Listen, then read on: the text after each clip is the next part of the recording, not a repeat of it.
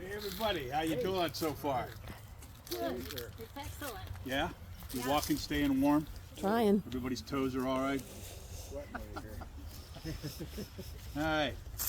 Well, my name's Dick Schmidt, a longtime member of Thanks, the guy. community, just like so many of you are here. I recognize some of the faces here.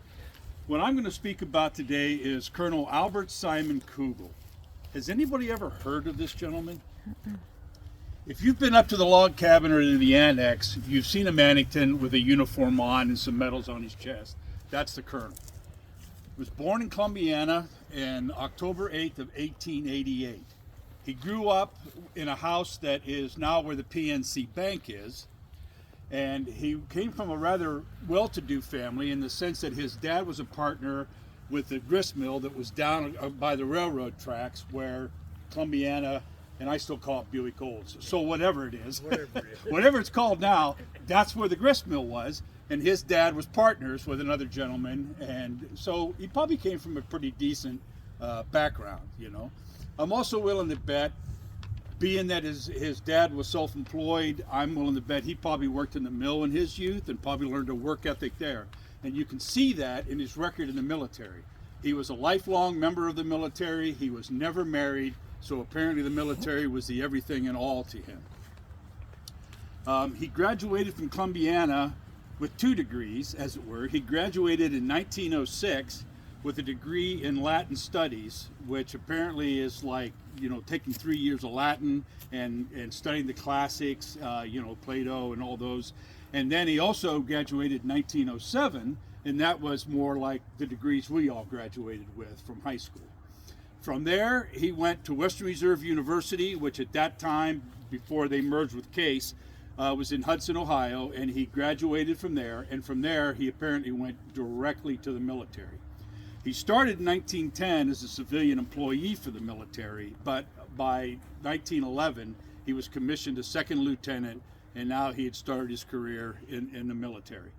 His first tour of duty, 3 years in the Philippines. He spent 3 years there. When he came back home, he was stationed down along the Mexican border with General John Pershing, who later on he will serve in World War I as General John Pershing was the chief commander of the American Expedition Forces over in Europe. So he was down there as a second lieutenant.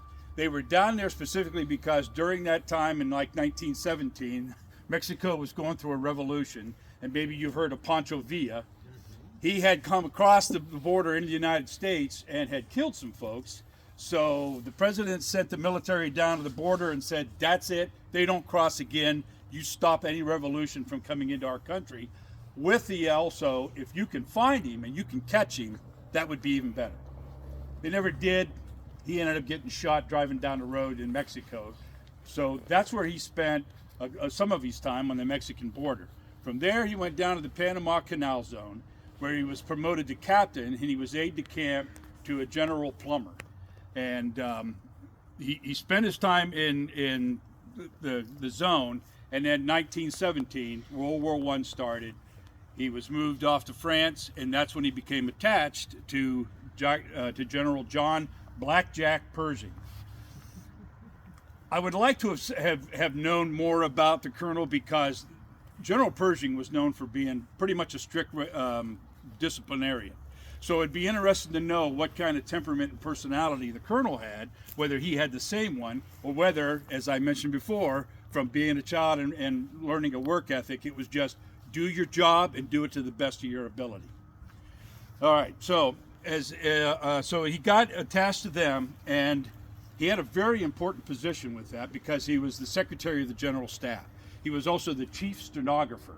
And when I first read that, I thought, stenographer, I mean, how big of a deal is that? But when I stopped, and I went down all kinds of rabbit holes doing research on this guy, and I ended up looking into all kinds of stuff of communications during World War I, because obviously we're used to radios and telephones and all that stuff. Of course, World War I, they didn't have that.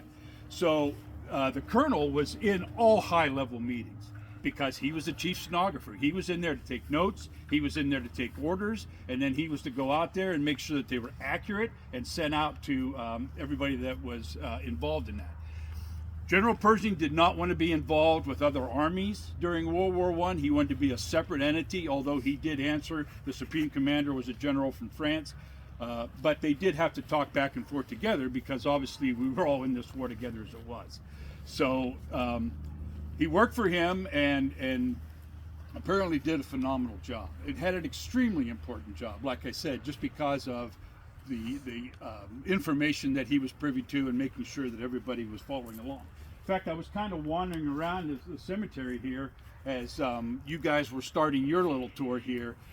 And obviously there's all kinds of veterans here from, in fact, we have a Revolutionary War veteran, of course, up through Vietnam and such. But I was looking at the World War I emblems that are on some of the grave sites, and I was just kind of taking that, you know, hometown boys, and essentially if they were serving overseas, they were touched, as it were, by the colonel because of him being in the command center. After the war was over, let me talk about that a little bit. So here's the colonel. He's actually a pretty darn good looking guy, really, when it comes down to it. The biggest kick I got out of this is I actually found a passport application where the colonel actually lists himself as 5'6.5". Important to put that half inch in there, I guess, when you're only 5'6", you know. It's just, yeah.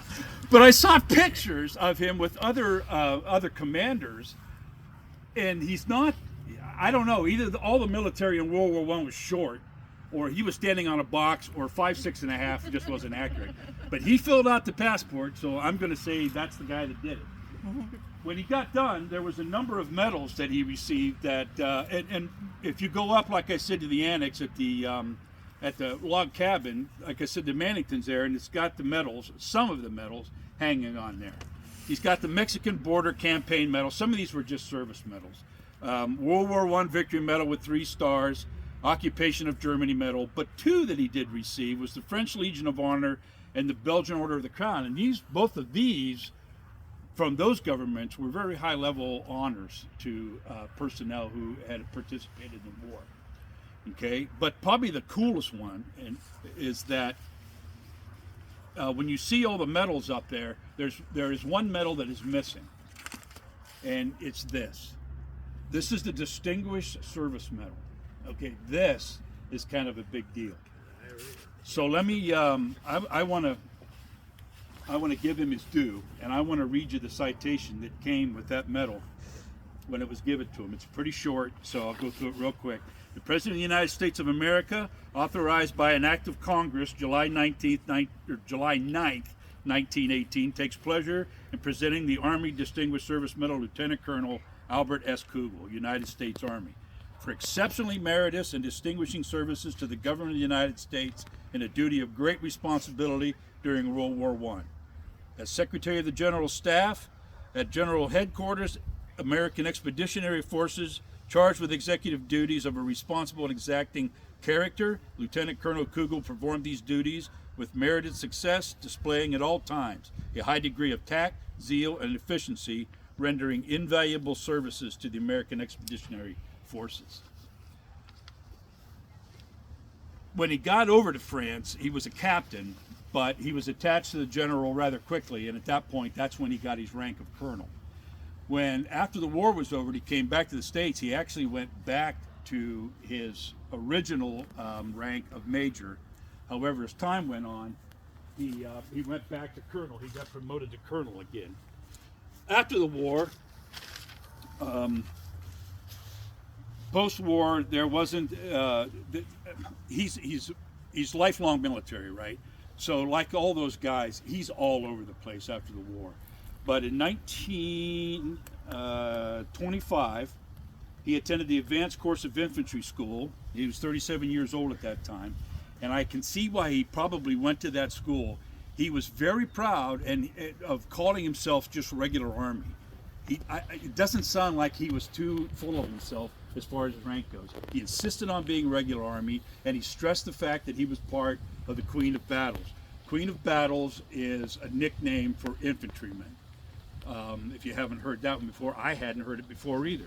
Because obviously as infantry, that's the most potent part of any military. Boots on the ground is what makes it happen. And he was very proud of being a part of the regular Army. In fact, in that picture, you'll see on his collars, he's got the cross rifles that are the infantry's insignia. He was extremely proud of wearing those. And I see a lot in Mark Milley, of course, who was chief of staff for President Trump. Every time I saw him on TV, he's got those infantry rifles right above everything else that he's got. So I think some of these guys have got the attitude, I'm military and I'm boots on ground, just because I got a rank, I'm with the guys on the ground. After he attended that, he also went to and graduated from the Army War College in 1935. That was made especially for colonels and lieutenant colonels for higher level trainings for their service in the military. During World War II, he did not go overseas. He stayed here. He was based in the United States. He was based in New England. At that time, from 1939 to 1942, he served on the Inspector General staff. So he was kind of supervising trainings, everything as an inspector, part of the Inspector General group. You know, he was to make sure the training was right, all the equipment was there, all the guys had everything they needed. That was his job during World War II. After World War II, from 45 to 48, he was director of personnel procurement for the First Army. And then he retired in 1948. He moved to New York City, and he died May 19th, 1951, 63 years old. He'd been ill for a number of days. Couldn't find his death certificate. Well, I shouldn't say that. I found his death certificate. I didn't want to pay $45 for it, so I was just like, yeah, I don't know. And I was talking to Debbie Firestone, and she said, well, generally it's known that he was a pretty heavy smoker. So chances are, you know, of course, World War I, World War II, a lot of those guys, where my dad fought in World War II, he was a smoker. So I wouldn't be surprised if that's what took the colonel down. And then, of course, he was buried here. As I mentioned, I think I mentioned, he was the third of three kids. Stella was his sister. She was the oldest. And then I think his brother, Paul, yeah, I think he's down there. Down there. Christopher and Matilda, his mom and dad are here. Stella's another unique. Yesterday we were talking through things, Mrs. Hudson, Attorney Hudson's wife, who in another month or two is going to turn 100 years old.